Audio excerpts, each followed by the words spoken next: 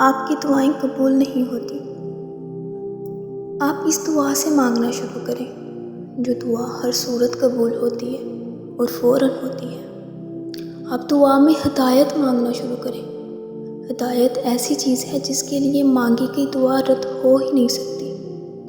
کہتے ہیں ہدایت کی دعا کرتا ہی وہی ہے جس کی قبول ہوئی ہو۔ آپ ہدایت کی دعا کرنا شروع کریں۔ کچھ وقت بعد آپ محسوس کریں گے جو آپ کو لگتا ہے کہ آپ کی دعائیں قبول نہیں ہو رہی، وہ کتنا غلط لگتا ہے۔ آپ کو حکمت کا معاملہ سمجھ میں آنے لگے گا۔ آپ اپنی دوسری دعاؤں میں مستقل مزاج ہو جائیں گے۔ دل میں وسوسے نہیں آئیں گے۔ آپ کو دعا مانگنے کا سلیقہ بھی آئے گا۔ آپ کے دل کو ٹھہراؤ نصیب ہوگا۔ آپ تسلی پا جائیں گے۔ یہ وہم کہ میری دعائیں قبول نہیں ہوتی ہٹنے لگے گا۔ اس کی جگہ یقین، الیقین پیدا ہوگا۔ ہدایت کی دعا مانگیں، بہت مانگیں، سچے دل سے مانگیں۔